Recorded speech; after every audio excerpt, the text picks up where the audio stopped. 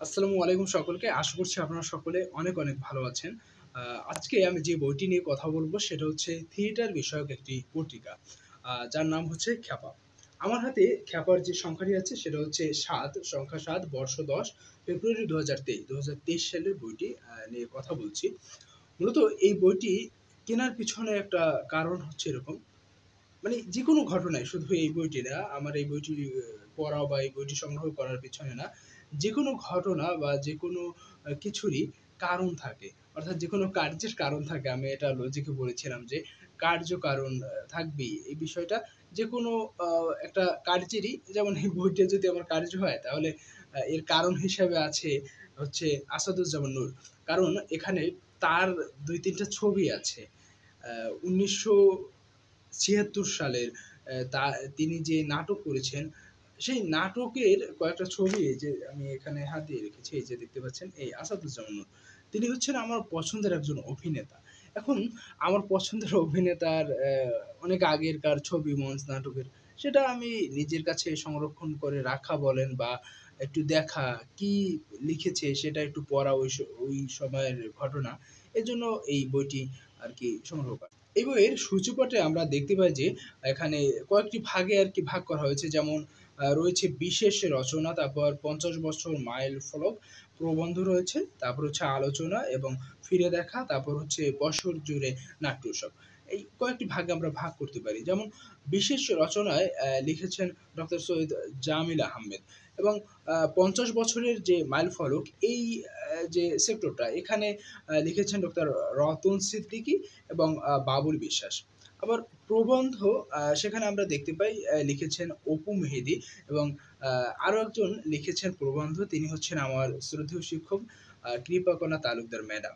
এবং আলোচনায় আমরা দেখতে পাই হচ্ছে আলোক বসু এবং আরো লিখেছেন অনির্বাণ ভট্টাচার্য। আর ফিরে দেখায় মহামারীর পরে পরবর্তী থিয়েটার বা পরবর্তী আ নাটক কিভাবে যে বিকশিত হলো, এই বিষয়ে কিন্তু লেখা আছে। এরপরে বছর জুড়ে নাট্য উৎসব। এখানে একদম সিরিয়াল বাই বছর জুড়ে কি, কি নাটক থাকছে, কোথায় কি প্রযোজনা থাকছে সে বিষয়ে বেশ কিছু তথ্য আছে। মূলত এই ধরনের বই আমার ভালো লাগে।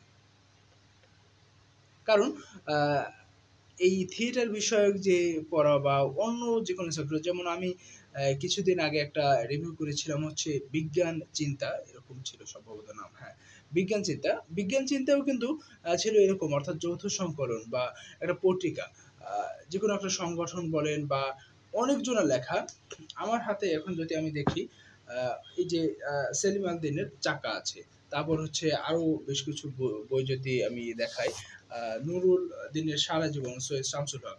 এই বইটায় একটা বই সাধারণত সৈয়দ শামসুল হক, তার যে ধারণা বা তার চিন্তা চেতনা সেটা আমি পাচ্ছি। অন্যদিকে আমার হাতে যে আছে খ্যাপা বা ধরেন এই ধরনের বই যেটা যৌথ সংকলন হয় বা এরকম বিভিন্ন পত্রিকা, যেমন 'বিজ্ঞান চিন্তা' বলেন, তারপর হচ্ছে থিয়েটার বিষয়ক পত্রিকা খ্যাপা, আরো এরকম বেশ কিছু সংকলন আছে। অর্থাৎ একই বইতে অনেকের লেখা থাকে, সেটা পড়তে ভালো লাগে। কারণ একটা বইয়ের ভিতরে লেখাগুলো শেষও হয়ে যায় তাড়াতাড়ি। তারপর আবার নতুন একটা টপিক পড়তে পারি বা নতুন একটা একজন লেখকের লেখা পড়তে পারি। যেমন ঈদ সংখ্যায় বেশ কিছু বই আসে। যেমন পত্রিকাগুলো বের করে, 'প্রথম আলো' ঈদ সংখ্যা বের হয় এবং সমকাল থেকে, ইত্তেফাক থেকে, এরকম বিভিন্ন নামকরা পত্রিকা থেকে তারা ঈদ সংখ্যা বের করে। সেগুলো পড়লে দেখা যায় যে অনেকজন রাইটারের লেখা একসাথে আমরা পাই, সেগুলো পড়তে ভালো লাগে। এজন্য এই ধরনের বই আমার কাছেও অনেক পছন্দের বলতে পারেন। যাই হোক, আজকের ভিডিওটা এ পর্যন্তই। আজকে থিয়েটার বিষয়ক পত্রিকা খ্যাপা নিয়ে কথা বললাম আপনাদের মাঝে। দেখা হবে অন্য কোনো বই নিয়ে অন্য কোনো সময়। সে পর্যন্ত সকলে সুস্থ এবং নিরাপদে থাকুন। আল্লাহ হাফেজ।